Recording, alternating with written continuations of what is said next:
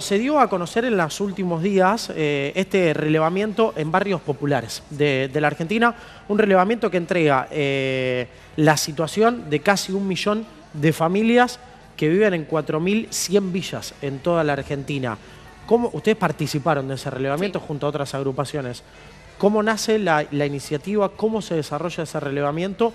¿Y cuán representativo es hasta este momento este relevamiento? Bueno, en principio, este relevamiento fue a propuesta de compañeros de la CETEP, de la Confederación de Trabajadores de la Economía Popular, con la idea de generar un registro de todas las personas, de todas las familias que viven en los distintos barrios populares. A eso sumamos a organizaciones como Barrios de Pie y la CCC, con los cuales venimos trabajando el eje de techo, tierra y trabajo, con la idea de que sean los propios vecinos y los propios compañeros y compañeras que salgan a sus territorios a mostrar la situación en la que vienen viviendo día a día. Por el momento, ya desde 8 meses más o menos, en agosto, inició el proceso de este relevamiento. Hemos relevado 1.300.000 personas, pero todavía no hemos alcanzado a la totalidad de los habitantes de los barrios populares, de estos 4.100 barrios de todo el país.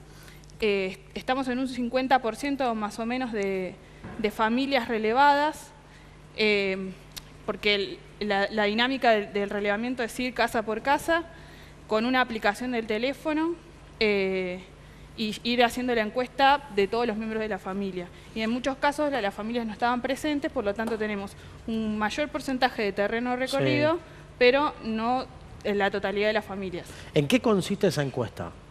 En principio son los datos personales de cada uno de los miembros de la familia, nombre, apellido, fecha de nacimiento y DNI. Para el caso de los menores, la pregunta concreta tiene que ver con el cobro o no de la asignación universal por hijo. Esos datos se han ido cruzando en ANSES y se han resuelto un montón de casos de niños que no estaban cobrando la asignación y estaban en condiciones de hacerlo. Pasa mucho que a lo mejor en una familia que hay 5 menores, 2 o 3 cobran, el resto no. No sabemos por qué, probablemente por justamente una familia numerosa se le dificulta acceder o viajar para hacer el trámite o cuestiones por el estilo. Así que bueno, se han podido resolver temas por el estilo. Y también en los casos donde hay vecinos que no tienen el DNI tramitado. Eso también se ha ido resolviendo a medida que los casos fueron apareciendo. ¿Son muchos? 1% de ese 1.300.000 es... 130.000 personas. Sí. Que son los que aparecieron, probablemente haya más. Hay muchas veces que la gente no termina de confiar en el relevamiento, porque tampoco se hizo una campaña masiva, nacional, impulsando este relevamiento. Por lo tanto, a veces uno cae con la pechera y la credencial y todo, pero bueno, las familias tienen algún tipo de temor de que lo estés engañando y le pidas el documento para hacer alguna otra cosa que no es legal. De las respuestas, del conocimiento de los barrios, de la charla, ¿qué es lo que más los ha sorprendido a ustedes en cuanto a problemáticas, a deficiencias, a respuestas que se han encontrado? Bueno, las realidades han sido totalmente distintas en todo el país. Hay lugares en algunas provincias donde no hay acceso a absolutamente nada, ni luz eléctrica, ni agua, y en el caso del conurbano hay muchas familias muy hacinadas o en condiciones, digamos, bastante difícil de vida. Como que es bastante variable. Hay otros barrios que están mucho más ordenados, hay barrios que incluso las manzanas son ordenadas y es más fácil interpretar los mapas que nosotros utilizamos para el relevamiento, y hay otros barrios que las dimensiones y cómo se fue generando ese mismo barrio hace a veces complejo acceder a algunos sectores. Hablabas del conurbano. ¿Qué es lo que les ha dejado ese relevamiento en la provincia de Buenos Aires? En realidad, lo que nosotros tenemos son los datos así duros más generales. La mayor cantidad de datos concentración son los del conurbano, pero lo que sí es muy llamativo es que solamente el 15% de los habitantes están en blanco. El resto son trabajadores en negro, trabajadores de la economía popular. ¿El 15% de ese 1.300.000? Sí, solamente ese porcentaje, que es muy chico, están trabajando en blanco. Sí. Estamos hablando de más de un 80% de los habitantes de zonas vulneradas de nuestro país, o del conurbano en este caso, en una situación de negro, de no registro, laboral, de claro. no registro formal del trabajo. Sí, sí. Y entre medio de eso tenemos un montón de variables de cómo se gana el pan esos compañeros y compañeras de todo el país. Saliendo un poco de los números, digo, y metiéndote un poco más en cosas que por ahí les han llamado la atención en el propio relevamiento. Digo, sabemos que las situaciones son complejas y muy diversas, y sobre todo a lo largo y a lo ancho del país. Digo, ¿qué cosas te quedaron? Que, ¿viste ese comentario que haces con un compañero cuando terminás la jornada? O no puedo creer que esta familia a la que fui hoy, el padre trabaja de tal cosa. Digo, ¿te encontraste con sorpresas que incluso excedían a tu propia capacidad de análisis o de relevamiento? El tema, digamos, que mi militancia particular tiene que ver con estos barrios que ya están recontra excluidos, entonces ya a esta altura no me sorprende demasiado las cosas que veo, que me dicen. Lamentablemente, pero, ¿no? Porque sí, normalizamos lo normal. Naturalizamos cosas que son terribles, pero sí me parece que es muy valorable que muchos de esos vecinos que por ahí no tienen nada, te hacen pasar a su casa y te invitan un vaso de jugo o algo, que son muy solidarios y muy abiertos. En general no hemos tenido problemas de nadie que nos haya echado así muy mal ni nada. Sí por ahí algunos temores, pero en general todos los vecinos a lo largo y ancho del país muy solidarios. En ese sentido aparece por ahí la cuestión más de esperanza, de decir, bueno, está todo mal, digo, pero hay algunas cuestiones sociales que todavía se pueden rescatar, digamos que hay senos familiares que todavía en los que prevalecen un montón de códigos sociales que dan a pensar que pueden mejorar las cosas, porque claramente el panorama, estamos hablando de un 85% de la gente que ya vive en condiciones muy vulnerables, ni siquiera en registros formales de trabajo, o sea, estamos hablando de un conflicto muy profundo. O más allá de eso, ¿por ahí lo social da para esperanzarse en algún punto? Sí, sí, totalmente. Es más, hay muchos que están esperando o preguntando a ver cómo seguir o tienen una esperanza de que uno cuando va le tire, digamos, alguna posibilidad de transformar algo. Nosotros, una de las cuestiones era no ir a prometer nada. Nosotros fuimos a hacer el relevamiento, a decir que estábamos tratando de ver las condiciones de vida de los vecinos por más que sabíamos que la idea era conseguir este certificado. Era toda una negociación constante con el Estado para que nos lo ceda, porque es reconocer... Hablas del certificado de vivienda familiar. De vivienda. Nuestra expectativa era mayor. Que se anunció justamente esta semana. Sí. Nuestra expectativa era mayor, pero bueno, digamos, esto de negociar con el Estado algo tan importante como la tierra era algo que iba a estar muy difícil. Así que conseguimos que nos den este certificado de vivienda que les garantiza a todos estos compañeros que tienen la posibilidad de exigir cosas que son su derecho, como tener agua corriente o luz en su casa. Esos son los principales beneficios que ustedes leen de esta propuesta de gobierno. Digo, un gobierno que se ha mostrado en otra línea generalmente o particularmente. De hecho, ha tenido muy poco de medidas populares. Sí, obviamente esto tiene que ver con las exigencias que hemos tenido las organizaciones sociales para esto. Todos estos meses las organizaciones hemos estado sentándonos todas las semanas tratando de exigir un poco más. Bueno, llegamos a este acuerdo. Nosotros le vemos potencialidad en el sentido de que ahora, por más que no haya una ley concreta, está reconocido ese barrio como que existe en el mapa. Nosotros ahora vamos a presentar un cúmulo de esos datos duros en una página que va a ser pública, que cualquiera va a poder tener acceso a muchos de esos datos que nosotros hemos ido relevando y se van a ir completando a medida que avancemos en el relevamiento, porque se van a seguir relevando las familias. La idea es que todos los barrios queden al 100% y que se entreguen todos los certificados a cada una de las personas que viven en esos barrios.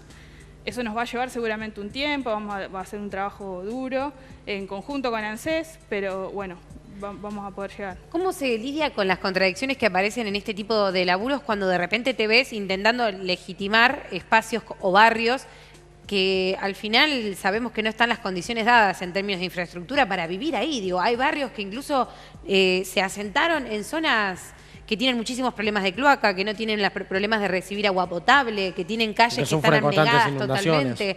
Florencio Varela, La Matanza, en La Ferrere, hay un montón de espacios conurbano bonaerense, ni hablar, digo, pero hay un montón de lugares que se saben, porque a veces llegan a los medios o por organizaciones sociales, que ya se generaron barrios frente a la necesidad en lugares en los que va a llevar muchísimos años por ahí lograr situación digna de vida. Digo, ¿cómo no aparece una contradicción ahí? Sí, pero justamente, digamos, ya el primer paso de decir, bueno, esta gente vive acá por lo menos y que están... Que lo reconozcan, claro. Esta cantidad, bueno, ahora resolvamos esto. Veamos si es necesario que esta gente salga de acá y vaya a otro lugar y veamos cómo. Pero es esta cantidad y en estas condiciones. Tenemos datos concretos y reales para salir a pelear cualquier otra cosa que mejore sus condiciones de vida. En definitiva, que este relevamiento lo hayan organizado distintas agrupaciones y movimientos, ¿desnuda que el Estado no tiene presencia o es uno de los puntos que no le interesa o es algo que ustedes venían charlando con el Estado y que se propusieron para poder relevar? En realidad, la cuestión es que este gobierno no quiere grandes conflictos y menos con los movimientos sociales. Por eso me parece que va dando ciertas concesiones, como la ley que ganamos a fin de año, de emergencia social, donde pudimos conseguir el salario social complementario para un montón de compañeros y compañeras de todo el país. Y además, sumado a que no le importa y por eso prefirió darnos a nosotros pensando que no íbamos a poder lograrlo, porque nosotros creemos eso, que nos dijeron, bueno, vayan, hagan este relevamiento en todo el país, total, no van a poder, me parece que fue Lo subestimaron. Sí. Y con muchísimo esfuerzo lo pudimos hacer. No llegamos al 100%, no llegamos a los objetivos que queríamos, pero haber relevado 1.300.000 familias en 4.100 barrios populares de todo el país, en lugares donde quizás ni siquiera llega la policía a veces. Sí, no hay ni siquiera organización, pudimos acceder como con mucho esfuerzo y además con pocos recursos, porque los recursos que nos dan son muy acotados, entonces vamos haciendo a medida que podemos. Sin caer en la cuestión política, que yo sé que es difícil, digo, pero en el sentido de que hay discursos ya muy instaurados que tienen que ver con antes estaban mejor, ahora están peor, antes estaban peor, ahora están mejor, todo tiene que ver con la vereda en la que te posiciones, digo, pero ustedes se pusieron en diálogo directo con los vecinos de todos esos barrios. ¿Cómo está la situación hoy? De verdad, digo, por ahí es más esperanzadora y uno lo ignora en algún sentido, por ahí no. ¿Es cierto que las cosas se están complicando para ellos? Digo, ¿cómo lo ves? En general están peor por lo que dicen los propios vecinos. Ha aumentado la cantidad de comedores en todos los barrios populares. Por ejemplo, carreros, muchos compañeros carreros que habían podido dejar el carro, ahora están volviendo a comprarse caballo, volviendo a salir a la calle. Digamos, la situación se ve que claramente es peor. Incluso para los trabajadores de la economía popular, los manteros o los propios carreros que encuentran menos material y ya no saben cómo compensar esa falta de laburo. Esto sumado a estadística que se conoció también este año, que más del 50% de los chicos viven bajo la línea de pobreza.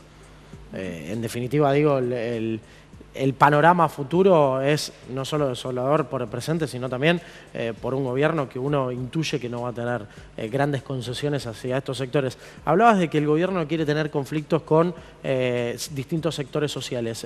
¿Por qué? ¿Porque son los masivos? ¿Porque son los más populares? Yo creo que sí, hay como cierto temor. Nos pasa, digamos, a los que militamos en los barrios e intentamos tener cierta política más gremial, sobre todo la organización en la que yo participo, nuestra política es más gremial. Vemos, digamos, ese temor a que nos organicemos y que nos plantemos. Como que no están acostumbrados a manejarse, a dialogar con los sectores excluidos. Lo vemos claro, hoy esta mañana tuvimos yo soy de Quilmes, tuvimos una reunión en el municipio donde realmente le presentamos un proyecto para ordenar la ciudad en cuanto al reciclado y no hay forma, no hay manera de que entiendan lo beneficioso que sería para el propio municipio poder ordenar estas cuestiones, porque no tienen ese trato y ese contacto con su propio pueblo, digamos, están como muy alejados de todo eso. Me meto un poquito, perdón, Dale. Me meto un segundo en la cuestión recién hablábamos de los chicos, de los jóvenes y la cuestión de la educación. Digo, en estos barrios un poco todo va de la mano, lo político y lo ideológico se relaciona directamente. Las instituciones educativas en estos barrios de tanta vulnerabilidad y de complejidad social, o las instituciones educativas que deben recibir financiamiento del Estado y que el Estado debe estar atrás para asegurar que cada uno de esos pibes pueda acceder a una escuela. ¿Ustedes en el relevamiento pudieron ver el tema de la escolarización de los chicos, si van o no van al colegio? No era parte de las preguntas del relevamiento. No, tenía que ver específicamente con esta cuestión de la asignación universal, de pensiones o jubilaciones en los adultos mayores y sí de qué trabajan los adultos para saber más o menos cuáles son los trabajos de la economía popular, el trabajo negro y el trabajo en blanco. Eso era básicamente las preguntas. ¿Cómo lo van a continuar? ¿Cuáles son los próximos pasos? Bueno, a partir de junio ya se hace el lanzamiento nacional, el día 12 de junio.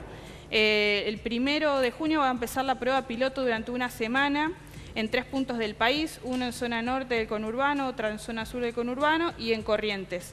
La idea es que ANSES trabaje en contraturno haciendo la prueba de la entrega de estos certificados y que los vecinos lo vayan a buscar. En el caso de que el vecino no haya sido relevado, puede ir a ANSES a hacer como un pedido de su certificado y nosotros después tenemos que volver al barrio a relevar a esa persona que no fue relevada y en paralelo vamos a seguir relevando los terrenos que nos faltan relevar. Gracias por acercarte, por compartir esta experiencia y seguiremos dando voz a estas cuestiones que son fundamentales y pilares para nuestra sociedad. Bueno, muchas gracias.